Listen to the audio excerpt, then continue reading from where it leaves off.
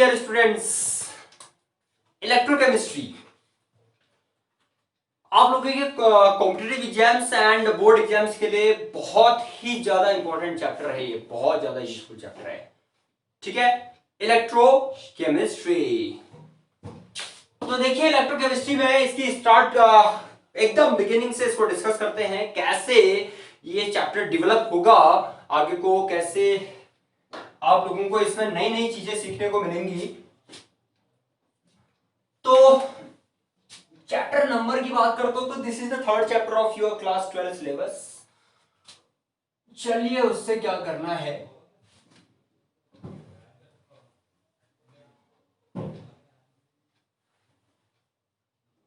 Electrochemistry.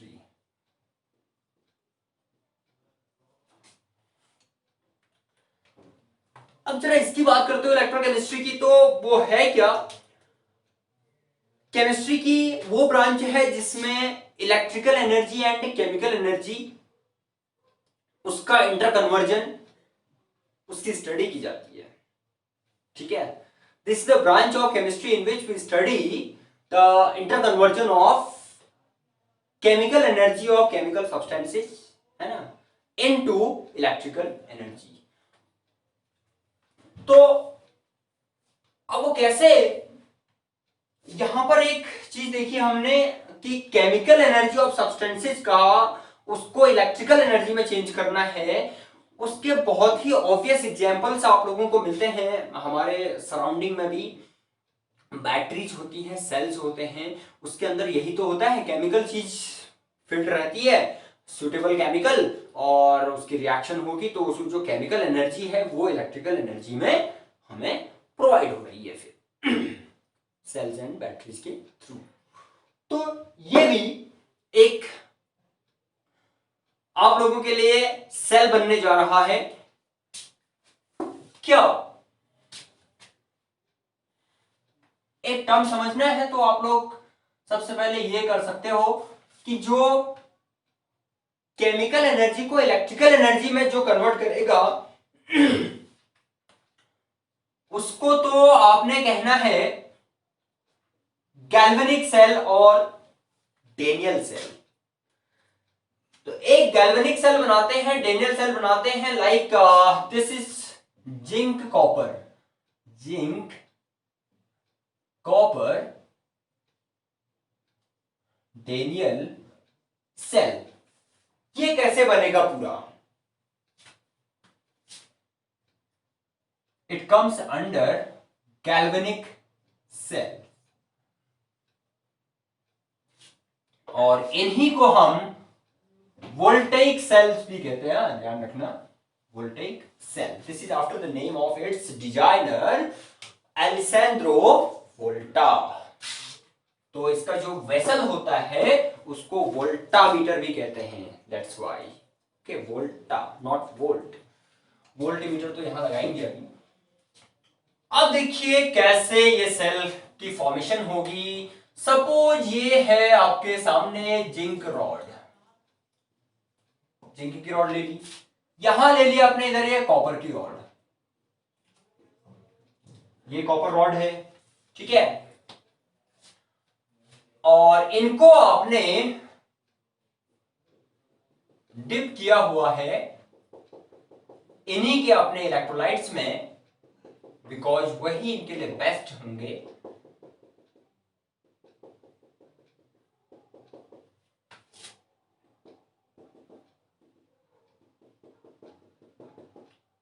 Zinc sulphate and copper sulphate के solution में ये इलेक्ट्रोड्स आपने डिप कर रखे हैं। तो उससे क्या होगा,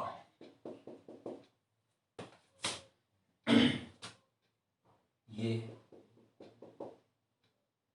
और ये है एक salt bridge, this is ZnSO4 solution and this one is CuSO4 solution being used as the electrolytes in their respective compartments or containers that we call voltameters. Here vessels इनके। वोल्टामीटर तो खैर पूरे को भी आप वोल्टामीटर बोलोगे, पूरा ही हुआ वो।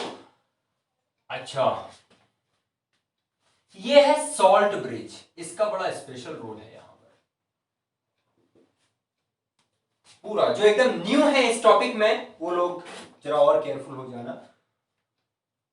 तो सॉल्ट ब्रिज, आप इस सॉल्ट ब्रिज में ऐसे इलेक्ट्रोलाइट को या ऐसे सब्सटेंस को फिल करेंगे which is non reactive towards these solutions.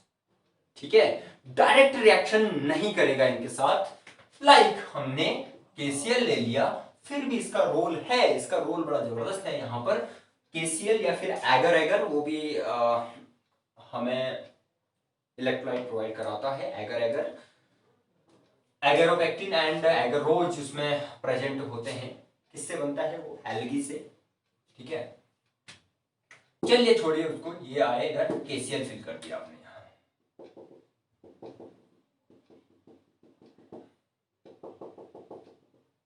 ठीक है, अब ये अभी पूरा सर्किट एकदम कंप्लीट है। अगर ये सॉल्ट ब्रिज यहां नहीं हो तो ये सर्किट कंप्लीट थोड़ा होगा, ये तो एक ओपन वायर की तरह हो गया ना बस। ठीक है, लेकिन अब ये इसने पूरा कनेक्ट कर रखा है। तो सॉल्ट ब्रिज क्या कर रहा है? एक तो पूरे सर्किट को कंप्लीट कर रहा है, नंबर 1। नंबर 2 ये क्या करेगा? That you will come to know after few minutes. सबसे पहले इधर जानिए, ये zinc rod and copper rod जो हमने इधर एम्प्लॉय कर रखी है,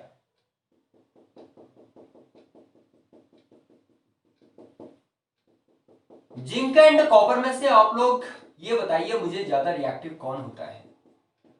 अब आप लोग कहेंगे of course zinc. Yes, you are right, because zinc lies above hydrogen in metal activity series. तो जिंक मोर रिएक्टिव। अब मोर रिएक्टिविटी से मतलब क्या है? When metal is more reactive तो वो क्या करेगा? वो इलेक्ट्रॉन लूज उतनी जल्दी करेगा। एक्टिव मेटल होगा तो इट लूजेज इलेक्ट्रॉन इजीली। ठीक है, इलेक्ट्रॉन लूज हो। यहां अभी किसी एक्सटर्नल सोर्स से हम एनर्जी नहीं ले रहे हैं, ध्यान रहे। हमने 2 वेसल लिए हैं, उसमें इलेक्ट्रोलाइट्स फिल कर रखे हैं और उन्हीं के इलेक्ट्रोड्स उनमें प्रेजेंट है, मेटल रॉड्स प्रेजेंट है। अब ये जो ये जिंक कॉपर डेनियल सेल बनाने जा रहे हैं हम, इसका स्टार्ट कहां से होता है, प्रोसेस बिगिन कहां से करती है, जरा उस पर ध्यान देना है। Zinc being more reactive releases electron. सबसे पहले इलेक्ट्रॉन रिलीज होंगे जिंक पे। ये जिंक ने इलेक्ट्रॉन रिलीज किए, बिल्कुल किए। अब इलेक्ट्रॉन रिलीज किए तो ऑब्वियस है कि ये रिलीज इलेक्ट्रॉन जो है ये सबसे पहले इसी रॉड के सरफेस पे गैदर होंगे। ठीक, क्या है? नेगेटिव पार्टिकल्स है, नेगेटिव सब एटॉमिक पार्टिकल्स, नेगेटिव चार्ज इनके पास रहता है, तो ये पूरे रॉड को नेगेटिव करते हैं। ध्यान रखना इधर, that this zinc rod is negative. क्या हुआ? कैसे? इसकी हाफ इक्वेशन भी लगे हाथ यहां पर आप लोग समझ सकते हैं। Zinc forms Zn positive 2 after the loss of electrons here. 2 moles of electrons actual में अगर ध्यान रखेंगे तो we call it 2 moles of electrons। इसी चैप्टर में आप लोग इस चीज को समझेंगे that this is actually 2 moles of electrons, not 2 electrons। ठीक है, इलेक्ट्रोकेमिस्ट्री आप लोगों को ये चीज भी देगा। अच्छा, बड़ी अच्छी बात हो गई। जिंक, और ये हुआ क्या? लॉस ऑफ इलेक्ट्रॉन्स मींस ये तो ऑक्सीडेशन जैसा लग रहा है। Yes, it is oxidation. ये और कॉपर वाले पे क्या होगा फिर? अब इलेक्ट्रॉन यहां से जनरेट हो रहे हैं, जिंक से जनरेट हो रहे हैं, भूलना मत इस चीज को। तो ये इलेक्ट्रॉन आपके जिंक से कॉपर की तरफ को ट्रैवल करेंगे। है, अब जिंक से कॉपर की तरफ को ट्रैवल कर रहे हैं तो इसका मतलब कॉपर क्या होगा? इसमें पॉजिटिवली चार्ज्ड। और यहां पर जो कॉपर सल्फेट का सॉल्यूशन है which breaks into Cu positive 2 and SO4 negative 2 ions, तो ये Cu positive 2 ions ये इसके लिए है अलग से। Cu पॉजिटिव टू आयंस, ये इलेक्ट्रॉन्स को गेन करने के बाद Cu सॉलिड, इनको एक्वस हम लिख सकते हैं, ये सॉलिड फॉर्म में हो गया मेटल हमारा, आयनिक है तो एक्वस स्टेट। और यहां पर देखिए कॉपर आयंस जो है ना वो इलेक्ट्रॉन्स गेन करने के बाद कॉपर में, मेटेलिक कॉपर में डिस्चार्ज हो जाता है। अब ये कॉपर यहां इलेक्ट्रोड पर डिपॉजिट होते रहेगा। तो कुछ टाइम बाद आप लोग क्या देखेंगे कि ये जो जिंक की रॉड है इसने क्या किया है, यहां से ऐसे समझ सकते हैं आप लोग इसको, थोड़ी जगह बना देते हैं इसके लिए, रॉड से जिंक पॉजिटिव टू आयंस आ रहे हैं और यहां सॉल्यूशन से Cu positive two ions rod की तरफ को माइग्रेट कर रहे हैं, बिकॉज इनको वहां इलेक्ट्रॉन मिल रहे हैं ना, तभी तो। अच्छा, ये तो बड़ी अच्छी बात हो गई। अब इस चीज से इंफॉर्मेशन क्या मिल रही है आप लोगों को, ऑक्सीडेशन इसकी प्रोसेस एनोड पर होती है, ये आप लोग पढ़ते आ रहे हैं पहले से।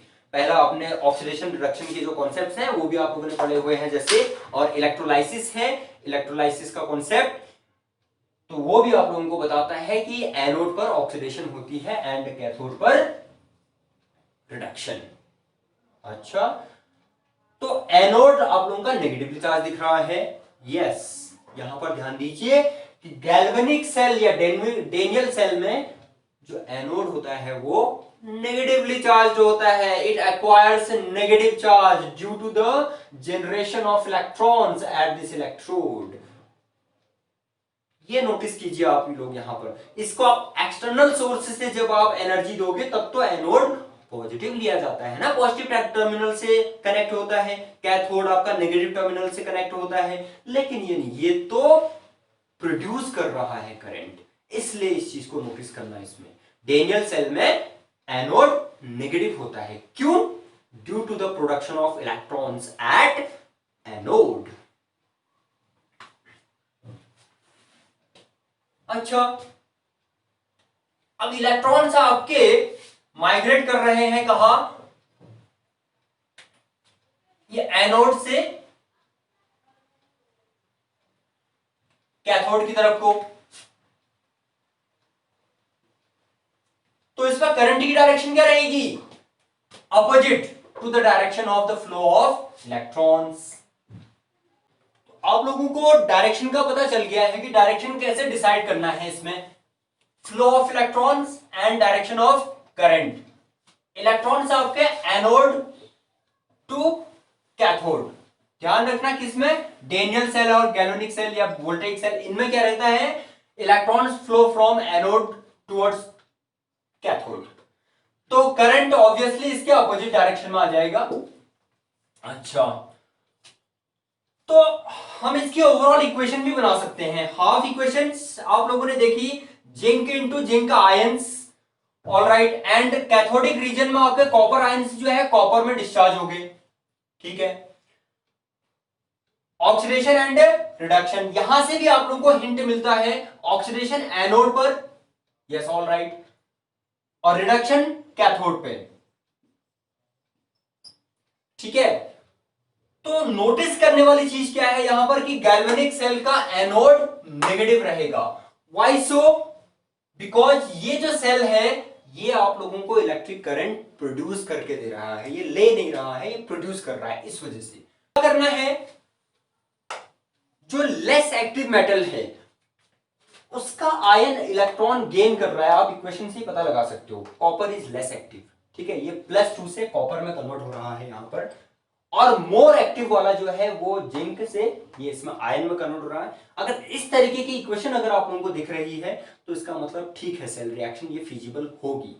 अभी आगे हम इसमें पोटेंशियल के टर्म्स में बात करेंगे, वो उससे एकदम क्लियर हो जाता है आप लोगों को, अगर ठीक है एग्जाम रिलेटेड अगर उससे देखना है आप लोगों ने, तो एग्जाम्स में क्या करोगे, आप लोगों को पोटेंशियल उनकी वैल्यूज दी होंगी, वैल्यूज को आपने बस ऐड सब्ट्रैक्ट करना है, अगर वो पॉजिटिव आता है तो आप लोगों ने क्या ध्यान रखना है, एक तो इक्वेशन देख के पता लगा सकते हैं, ठीक है, ये सेल फिजिबल है या नहीं है, और दूसरा आप लोगों को न्यूमेरिकली वहां पर वैल्यूज गिवन होती है, वो बड़ा आसान रहता है, हम आगे को डिस्कस करेंगे इसमें। आप लोग को उसके लिए हमसे बने रहिए। अगर चैनल सब्सक्राइब नहीं है तो प्लीज चैनल को सब्सक्राइब कर लीजिए, और आप लोगों को रेगुलर बेसिस पे यहाँ से वीडियोज मिलते रहेंगी और फुल बेनिफिट आप लोग गेन करेंगे। पूरा चैप्टर आप लोगों को मिलेगा इस सेशन में। आज इतना अच्छे से आप लोग समझ जाइए इसको पहले कि आप डेनियल सेल कैसे फॉर्म कर सकते हो। मोर एक्टिव वाले को एनोड, लेस एक्टिव वाला आपका कैथोड का काम करेगा, ये ध्यान रखना है। बस इतना तो आप लोग नोटिस कर सकते हैं। ठीक है, थैंक यू फॉर वॉचिंग।